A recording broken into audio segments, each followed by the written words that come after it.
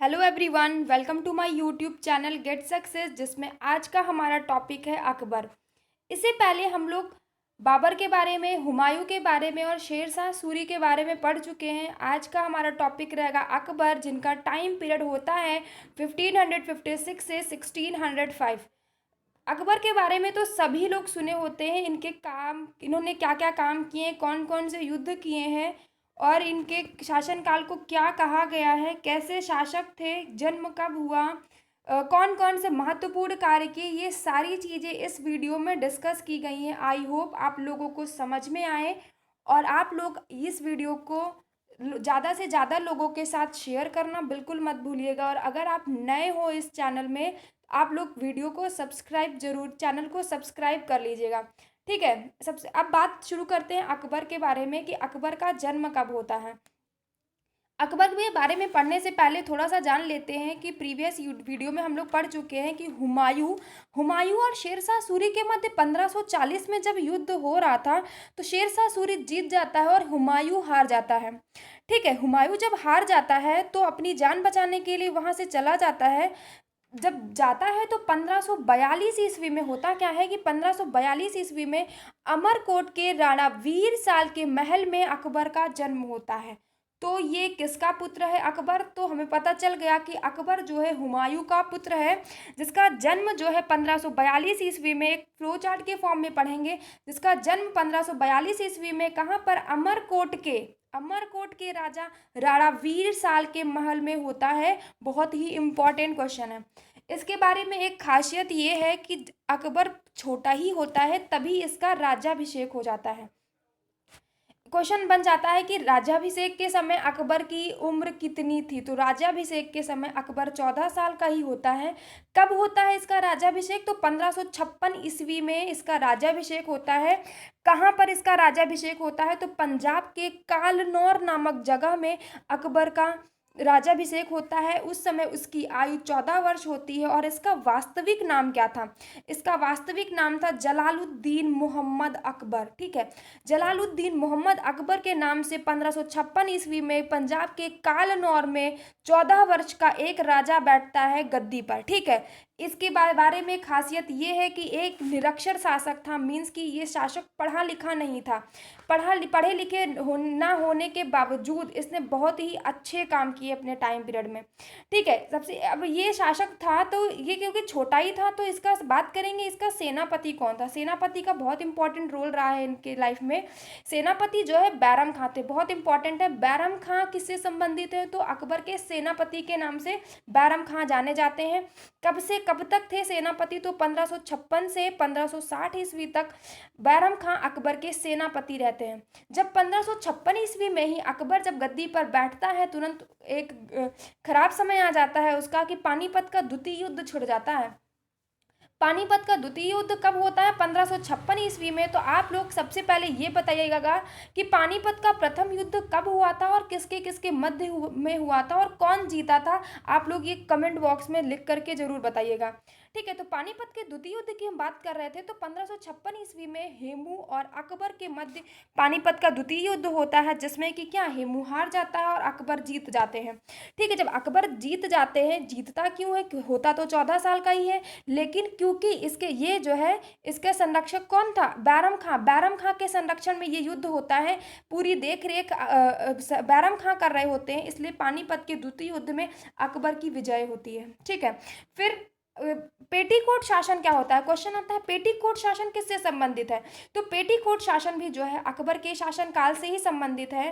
कब से कब तक के टाइम पीरियड को पेटीकोट शासन कहा गया? तो 1560 से 1540 ईस्वी तक के टाइम पीरियड को पेटीकोट शासन कहा गया। क्यों? क्योंकि इसके टाइम पीरियड में महामंगा फेमस थी। ठीक है, महामंगा के कारण जो है 1560 से 1540 64 ईस्वी तक के टाइम पीरियड को पेटीकोट शासन कहा गया। आई होप आप लोग को समझ में आ रहा होगा। इसके बाद अकबर ने बहुत सारे महत्वपूर्ण कार्य किए।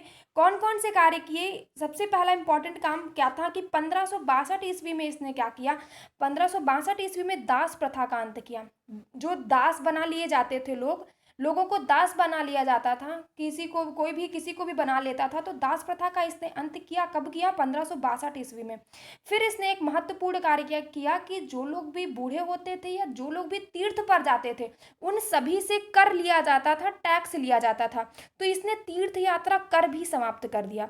कब समाप्त किया? 1563 ईस्वी में। लाइन से ही है, याद कर लीजिएगा। तीन से तीर्थ, ऐसे ध्यान कर लीजिए, तीन से तीर्थ।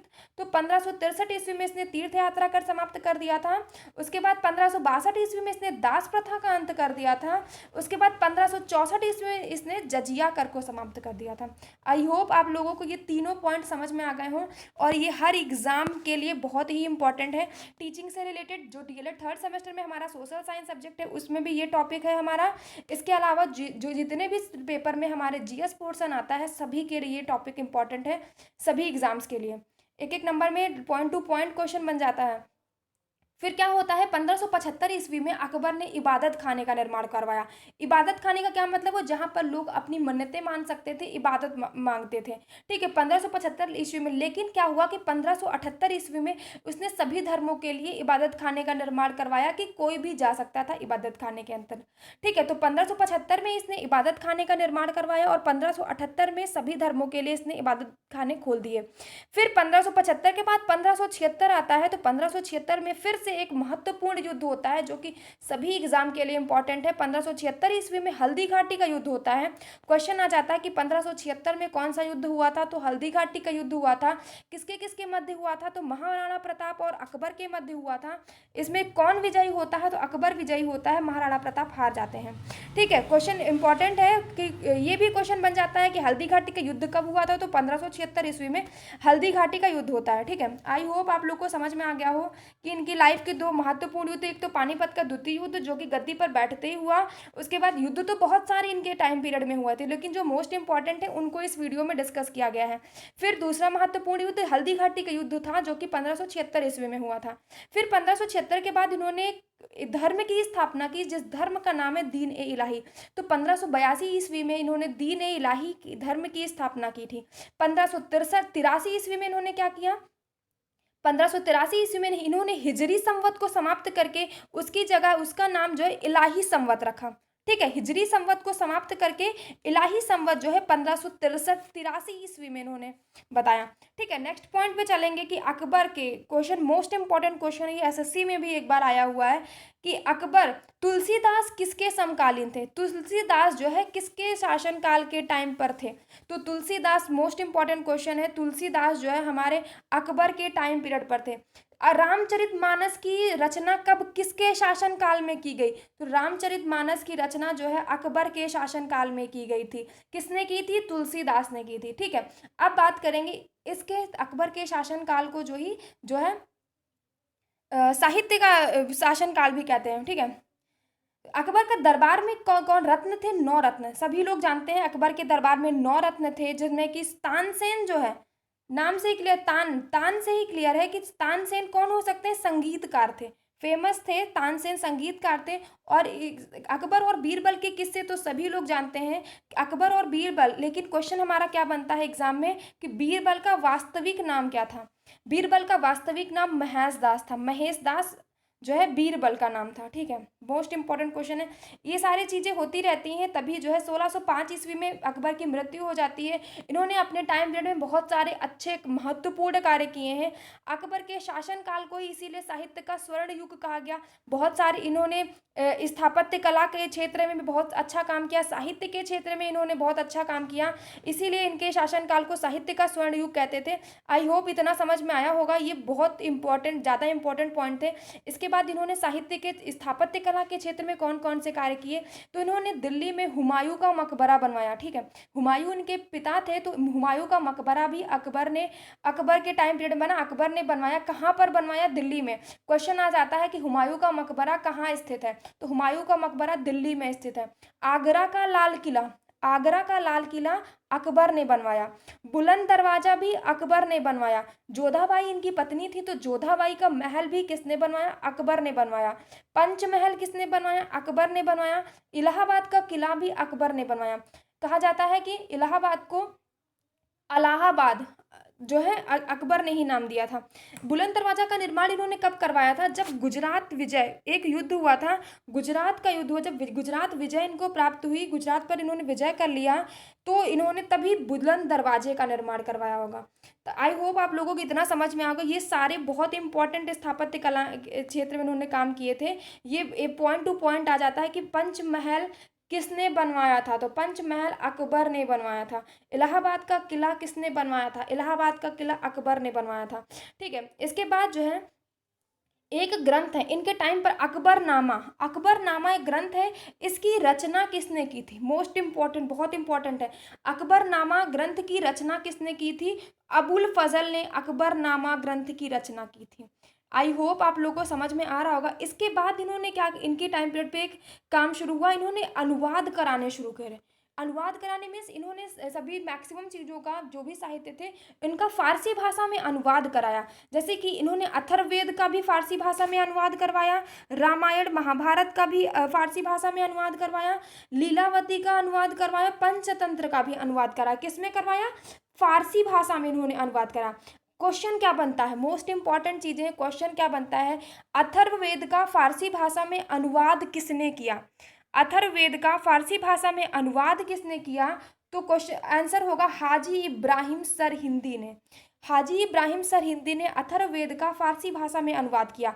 रामायण महाभारत का फारसी भाषा में अनुवाद किसने किया? बदायूनी ने किया। बदायूनी ने रामायण महाभारत जो भी हमारी लिखी हुई है इसका फारसी भाषा में अनुवाद किया। लीलावती का फारसी भाषा में अनुवाद फैंजी ने किया। ठीक है, पंचतंत्र का, पंचतंत्र किसकी रचना है ये जरूर बताना। ठीक है, कमेंट बॉक्स में लिख करके बताना। उसके अलावा पंचतंत्र का फारसी भाषा में अनुवाद जो है अबुल फजल ने किया। ठीक है, आई होप आप लोग को समझ में आ रहा होगा। अबुल फजल का एक और बता चुके हैं कि अबुल फजल ने अकबरनामा ग्रंथ की रचना की और पंचतंत्र की फारसी भाषा में भी अनुवाद अबुल फजल ने किया। इसी इतने सारे साहित्य थे, साहित्य, इसीलिए इनके शासनकाल को साहित्य का स्वर्ण युग कहा जाता है। आई होप आप लोग को समझ में आ गया हो ये सारी चीज़ें। ये लास्ट की ये चारों पॉइंट बहुत इंपॉर्टेंट है कि अथर्ववेद का फारसी भाषा में अनुवाद किसने किया, रामायण महाभारत का फारसी भाषा में अनुवाद किसने किया, लीलावती का फारसी भाषा में अनुवाद किसने किया, पंचतंत्र का अनुवाद किसने किया। आई होप आप लोगों को ये सारे पॉइंट क्लियर हो गए होंगे। और अगर क्लियर हो गए हो, समझ में आया हो, वीडियो को लाइक करना, शेयर करना और अगर नए हो तो चैनल को सब्सक्राइब करना बिल्कुल मत भूलिएगा। और इस टॉपिक से रिलेटेड जो भी डाउट हो आप कमेंट बॉक्स में लिख करके पूछ सकते हैं। और ऐसी ही आगे सीरीज़ चाहिए हो तो आप कमेंट बॉक्स में लिख करके बताइएगा कि कैसी लगी आपको ये वीडियो। ठीक है, आई होप आप लोग को समझ में आया हो। Thank you so much.